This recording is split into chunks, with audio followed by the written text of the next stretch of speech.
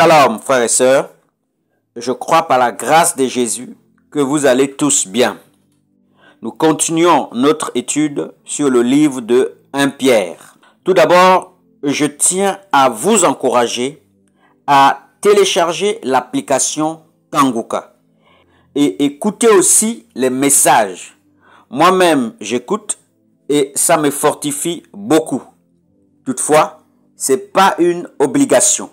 Pour revenir sur le livre de 1 Pierre, aujourd'hui, nous allons voir le chapitre 2, du verset 1 à 3. Pierre nous fait comprendre que la vie du chrétien ne peut pas se développer s'il ne renonce pas au péché. Et les chrétiens de Rome avaient toutes les raisons pour haïr le roi et la population romaine au regard de ce qu'ils subissaient comme persécution. Nous l'avons vu dans le chapitre 1. Pierre nous encourage à chercher la parole de Dieu car c'est elle qui nous fait grandir dans le Seigneur et pour le salut. Au verset 4, approchez-vous de lui. D'accord? S'approcher signifie venir avec l'idée de rester. Ici, il s'agit de rester dans la présence de Christ, dans une communion intime. Nous le voyons dans le livre de Jean chapitre 15, le verset 5 à 15. Pierre vivante, ce sont les chrétiens qui ont accepté Christ, qui sont nés de nouveau et qui ont la vie de Christ en eux. Nous le voyons dans le livre de Galates chapitre 2, le verset 20. Et lorsque les chrétiens se réunissent pour prier, ils forment une maison spirituelle. Nous le voyons dans le livre de Matthieu chapitre 18, le verset 20. L'église de Christ n'est pas un bâtiment, nous le savons déjà, mais c'est des hommes. Et chaque chrétien est une habitation de Dieu en esprit. Nous le voyons dans le livre de Éphésiens chapitre 2, le verset 22. Et lorsque ces chrétiens se réunissent, ils forment une maison spirituelle pour Dieu. D'accord? Nous pouvons également le lire dans Psaume chapitre 22, le verset 4. La Bible dit: pourtant tu es saint, tu sièges au milieu des louanges d'Israël. Or, siéger veut aussi dire demeurer, rester, s'asseoir, habiter. Et Éphésiens 2, 22 nous dit que le chrétien est l'habitation de Dieu en esprit. D'accord? Au verset 5 de 1 Pierre chapitre 2, la Bible dit: et vous-même, comme des pierres vivantes, édifiez-vous pour former une maison spirituelle, un saint sacerdoce, afin d'offrir des victimes spirituelles agréables à Dieu par Jésus-Christ. Les victimes spirituelles ici désignent les œuvres qui honorent Dieu et qui sont faites à cause de Christ sous la direction du Saint-Esprit et de la parole de Dieu. Ces victimes spirituelles peuvent être nos corps qu'on offre à Dieu. Nous le voyons dans le livre de Romains chapitre 12, le verset 1 à 2. D'accord? Ces victimes spirituelles peuvent aussi être la louange qu'on offre à Dieu. Nous le voyons dans le livre de Hébreux chapitre 13, le verset 15. D'accord? Ces victimes spirituelles aussi peuvent être, d'accord, le bien que l'on fait aux autres. D'accord? On le voit également dans le livre de Hébreux chapitre 13, le verset 16. Ces victimes spirituelles aussi peuvent être l'évangélisation, amener les autres, les âmes à Christ. D'accord? Nous voyons dans le livre de Romains chapitre 15, le verset 16. Les victimes spirituelles aussi peuvent être le sacrifice de nos désirs pour le bien des autres. Nous le voyons dans le livre de Éphésiens chapitre 5, le verset 2. D'accord? Ces victimes spirituelles peuvent aussi être notre prière que l'on adresse à Dieu. D'accord? Nous le voyons dans le livre de Apocalypse chapitre 8, le verset 3. Au verset 7 de 1 Pierre chapitre 2, la Bible dit: l'honneur est donc pour vous qui croyez, mais pour les incrédules, la pierre qu'ont rejeté ceux qui bâtissaient est devenue la principale de langue et une pierre d'achoppement et un rocher de scandale. Mais qui est cette pierre? La pierre dont l'apôtre Pierre parle ici, c'est Christ, le rocher. Nous le voyons dans le livre de 1 Corinthiens chapitre 10, le verset 4. Christ est donc ce rocher frappé afin que l'eau vive de l'esprit puisse jaillir pour tous ceux qui veulent boire. Nous le voyons dans le livre de Exode chapitre 17, le verset 6. Nous voyons également dans le livre de Jean chapitre 4, le verset 14. Il est le fondement et la pierre angulaire pour l'Église. Nous le voyons dans le livre de Éphésiens chapitre 2, le verset 20. Il fut la pierre d'achoppement pour les Juifs lors de sa première venue. Nous le voyons dans le livre de Romains chapitre 9, le verset 32 à 33. 1 Corinthiens chapitre 1, le verset 23. Il sera la pierre principale pour Israël lors de sa seconde venue. Nous le voyons dans le livre de Zacharie chapitre 4, le verset 7. Il est la pierre qui se détachera sans le secours d'aucune main et qui frappera l'empire universel des nations. Nous le voyons dans le livre de Daniel chapitre 2, le verset 34. Il est la pierre qui grandira et remplira la terre après la destruction de cet empire des nations. Nous le voyons dans le livre de Daniel chapitre 2, le verset 31. Il sera pour les incroyants la pierre du jugement qui écrasera et broiera tout ce qu'elle frappera. Nous le voyons dans le livre de Matthieu 21, le verset 44.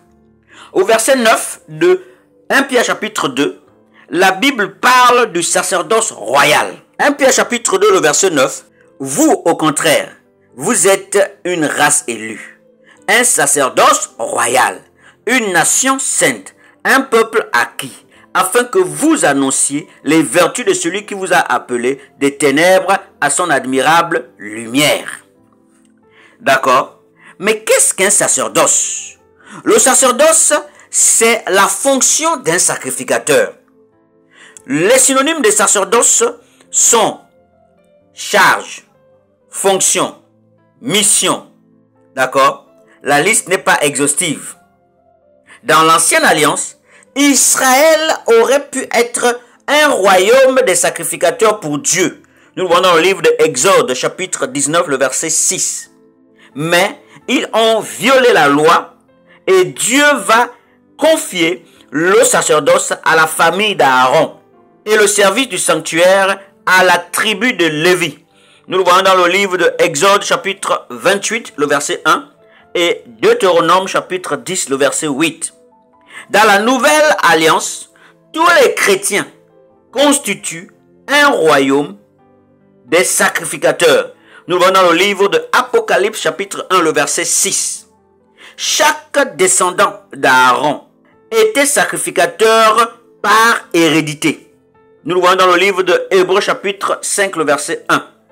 Le chrétien acquiert le droit au sacerdoce par la nouvelle naissance. Nous le voyons dans le livre de 1 Pierre chapitre 2, le verset 9. Sous la nouvelle alliance, le croyant sacrificateur a pour privilège le libre accès auprès de Dieu par le chemin que Christ a inauguré.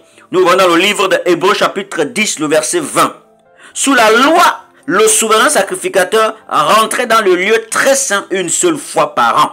Nous le voyons dans le livre de Hébreux chapitre 9, le verset 7. Mais lorsque Christ mourut à la croix, le voile du temple se déchira. Nous le voyons dans le livre de Matthieu chapitre 27, le verset 51. Ce voile symbolise le corps de Christ, déchiré pour permettre aux croyants, donc aux chrétiens, d'avoir accès à Dieu dans le lieu très saint, au même titre que Christ, notre souverain sacrificateur. Nous le voyons dans le livre de Hébreux chapitre 10, le verset 19 à 22. Sous la nouvelle alliance, les chrétiens sacrificateurs exercent leur fonction en offrant à Dieu leur propre corps. Nous le voyons dans le livre de Romains chapitre 12, le verset 1. Philippiens chapitre 2, le verset 17.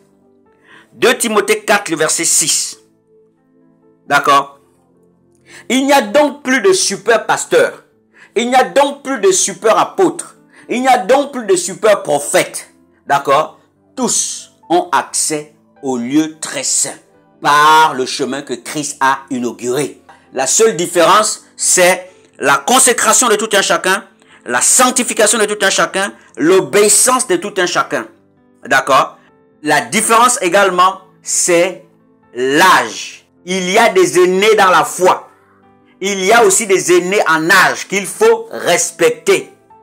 Même si on a tous accès au lieu très saint pour parler à Dieu, mais on n'a pas tous le même âge. On n'a pas tous la même charge. Les chrétiens sacrificateurs exercent leur fonction en offrant en sacrifice aussi leur louange constante par le fruit des lèvres qui confessent son nom. Donc le nom de Yeshua.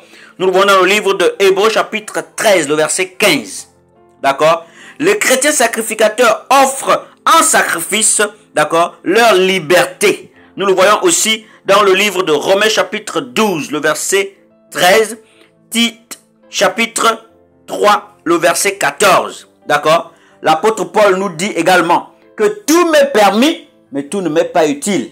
D'accord? Donc le chrétien offre en sacrifice à Dieu sa liberté. Le païen inconverti peut faire tout ce qu'il veut. Mais le chrétien qui craint Dieu ne peut pas faire tout ce qu'il veut, puisqu'il est conduit par l'Esprit de Dieu.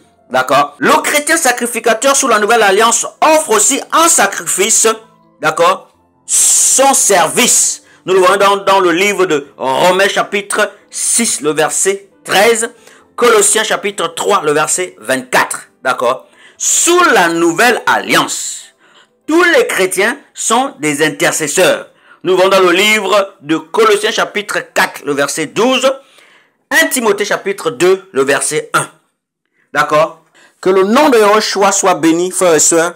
Soyez encouragés. Au nom de Jésus. Amen.